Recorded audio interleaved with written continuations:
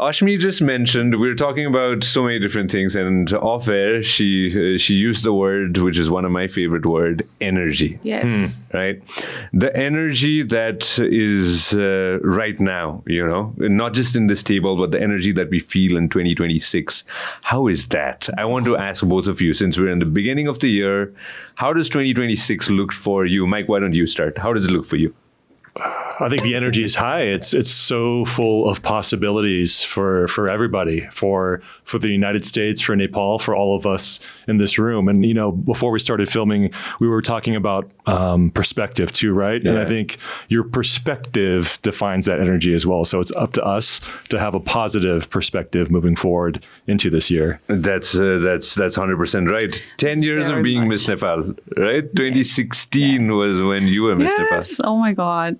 You want to share about how this year is going to pan out? Oh my God. Energy-wise? I don't know. Something about 2026. I've been like, okay, this is my year. But again, I see many people saying that. So maybe it's the positivity that's in the air, some kind of, I don't know, let's do this, let's get this done kind of energy that's there. So I feel the same way.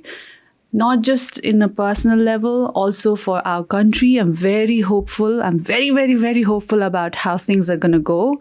So yeah, I'm entering 2026 with, I'm fully charged. Fully charged. Yeah, fully charged. I'm glad that I'm doing this in the beginning days itself, and Creators Mela being a big part of it. So in 2026, I have this vision for myself that I want to express more. Yeah. I want to put myself out there very consciously about things that I believe in, things that I've been planning for myself. Because, so far I've done 10 years in this industry. I've not been very vocal.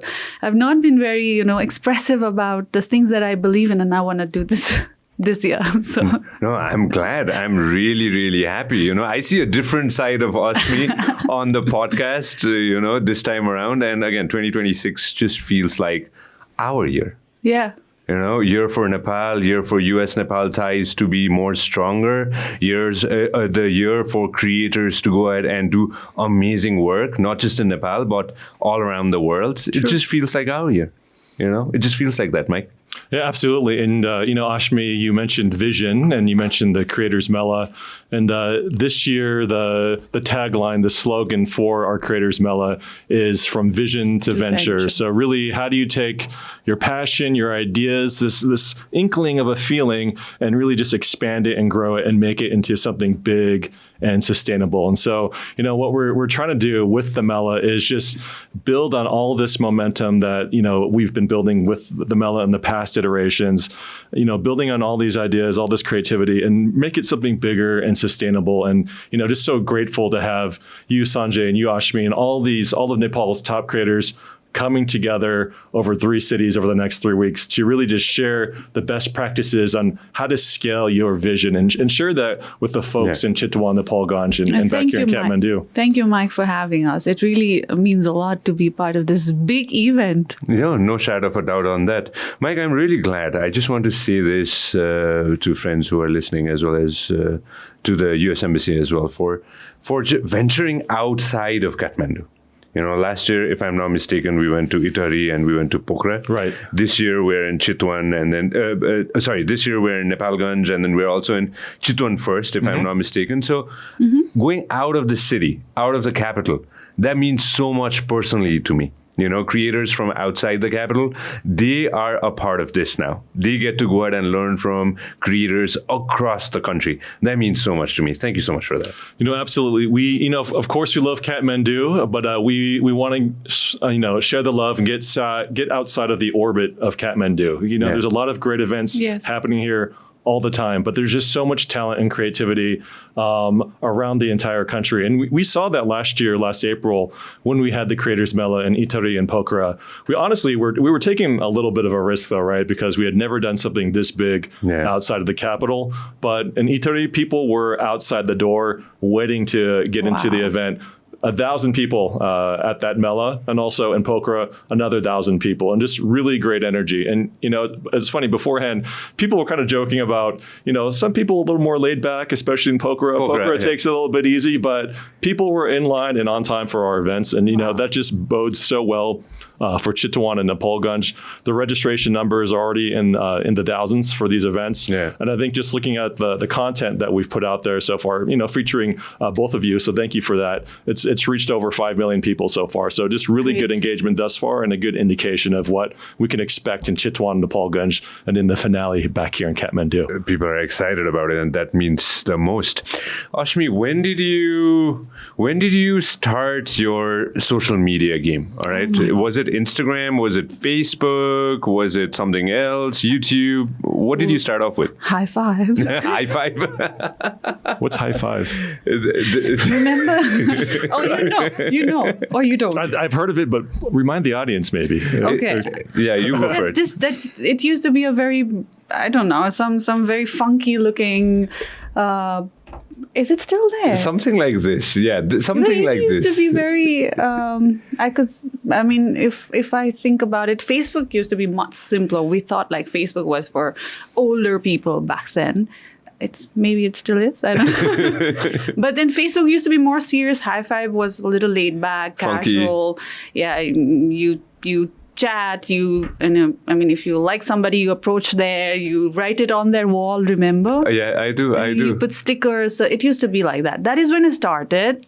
But my public profile, of course, it was Instagram, and I remember. I only made my profile public after winning Miss Nepal. I made a different official page as a Miss Nepal. That is 2016. So everything that I've earned in my official page on Instagram, that is only after Miss Nepal. That is over the 10 years of time. But I started social media way before that. You have a lot of followers, Asmi.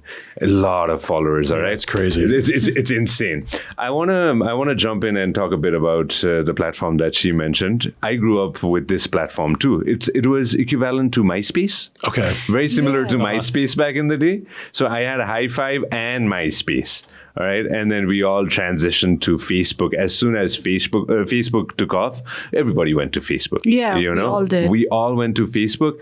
The moment Instagram came, I was so excited, because that was a place which felt like this was mine. But remember, Instagram used to be a photo editing app. Yes, before, because. If I check my older profile, I'd have this random pictures which I was just using to edit, but it's still there. But the older profile.